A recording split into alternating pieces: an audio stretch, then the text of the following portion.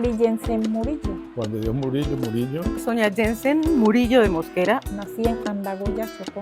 en el municipio de Condoto, Chocó. nacida en la bella ciudad de Andagoya, Chocó.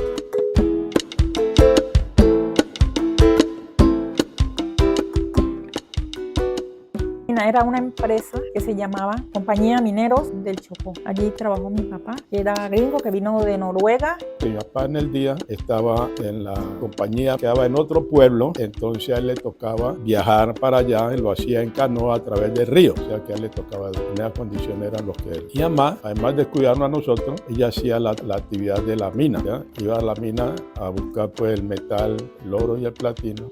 Me tocaba trabajar tanto en la mina, la minería, ir a la finca y a lo que llaman monte o selva a conseguir que a los trabajadores de la empresa no les pagaban un sueldo muy alto, había que complementarlo con otras actividades. Casi todos los que manejaban las dragas eran los gringos, los negros no, los negros tenían otros trabajos en las dragas. Cuando empezó la compañía, ellos empezaron, lógico, que con la draga, porque era una máquina, un aparato muy grande, que con eso es que ellos trabajaban la tierra y sacaban los metales. Y Chocó es una región, digamos, minera y obtiene mucho metal, el oro y el platino. Entonces de eso se sostuvo la empresa por mucho tiempo. Y los gringos vivían en un lado, los blancos que le dicen, y los morenos en otro lado. Pero nosotros vivíamos en una casa finca. Mi papá no quiso vivir en el lado de los gringos, porque nos decían que, ay, ustedes son ricos. Ustedes son ricos. Los del lado, del lado contrario al río Condoto eran los de la Andagoya y los del lado de los negros era la Andagoyita. Entonces así funcionaba.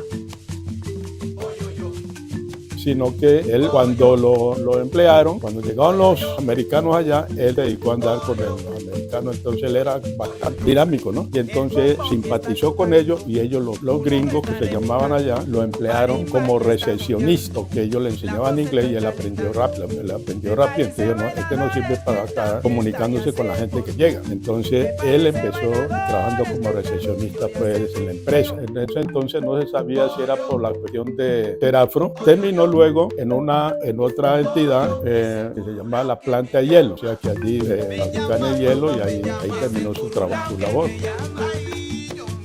Nosotros estudiamos en una escuela que era de la empresa, pues ya había del gobierno y de la empresa. Había un carro que nos recogía a tal hora, nos llevaba y nos traía. Y en ese tiempo no había discriminación. Los blancos, pues yo no era blanca, pero mis otros hermanos más o menos, mi papá no los quiso meter en la escuela de los blancos. Estábamos en la escuela de la mayoría éramos negros. Todos estudiamos en el de los negros. Andagoya estaba dividido en dos.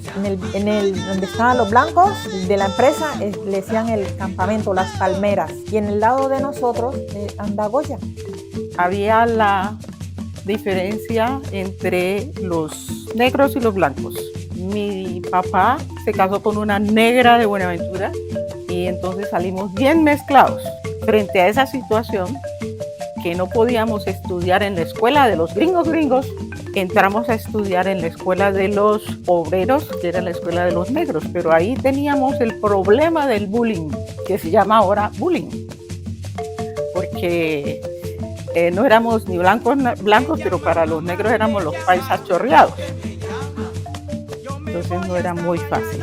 Pero en sí, mi infancia dentro del espacio que nosotros teníamos, no teníamos vecinos, entonces podíamos disfrutar de la finca. Para nosotros era una delicia subirnos a los palos de guama, a los palos de guayaba, a coger churima, a coger caimitos.